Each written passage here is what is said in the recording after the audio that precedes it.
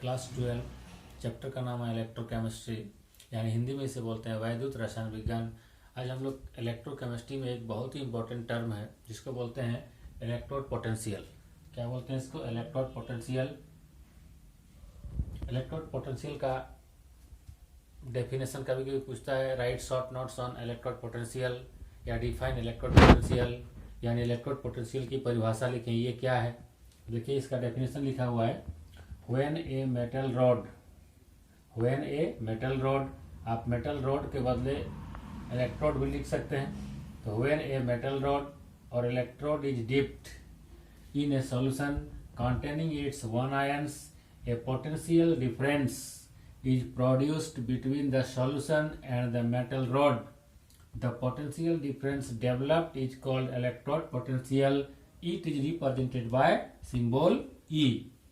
यानी इसको हम लोग इस फिगर के साथ समझ सकते हैं। ये जो आपका फिगर दिखाई दे रहा है ये एक इलेक्ट्रोलाइटिक टैंक है, क्योंकि इसमें सिंगल इलेक्ट्रोड है। तो ये मान लीजिए कि कोई एक टैंक है या बर्तन है।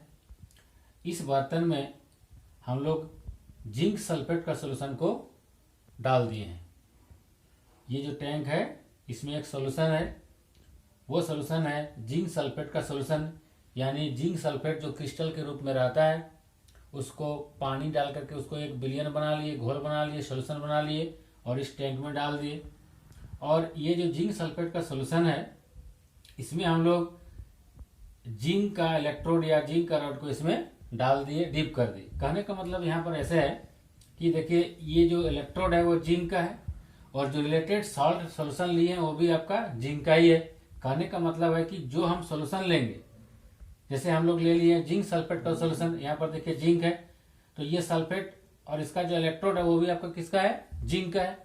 कहने का मतलब है कि जो हम इलेक्ट्रोड ले रहे हैं, जैसे यहाँ पर इलेक्ट्रोड ले रहे हैं हम लोग जिंक का इलेक्ट्रोड, इसका जो सोल्यूशन लेंगे, जो सॉल्ट का रिलेटेड सॉल्ट का सोल्यूशन बनाएंगे वो भी जिंक से रिलेटेड होना चाहिए।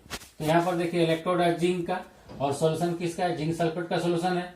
तो बोल रहा है कि ये एक मेटल इलेक्ट्रोड है, यानी जिंक का मेटल इलेक्ट्रोड है और जिंक रोड है। इसको हम लोग क्या किए? जिंक सल्फेट का सोल्यूशन में डाल दिए।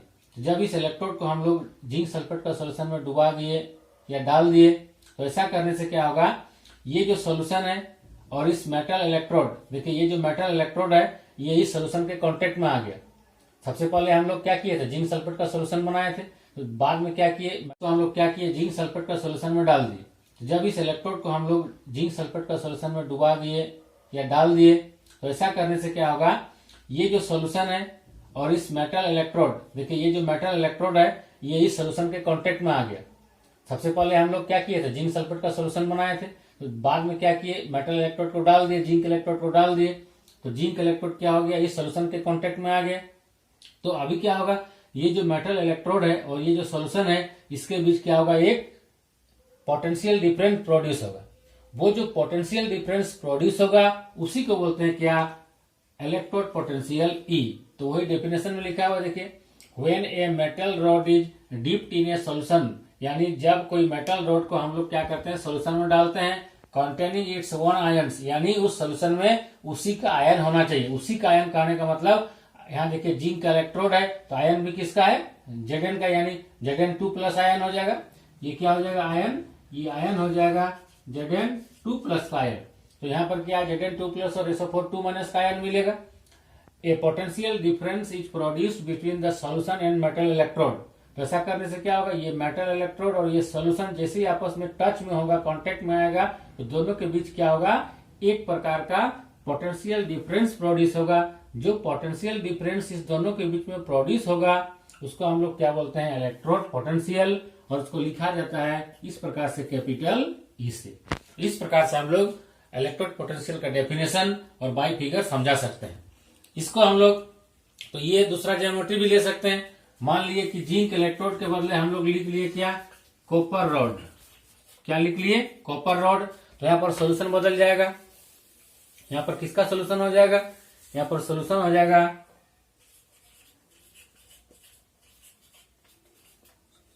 जैसे मान लिए यहाँ पर हम लोग क्या ले लिए?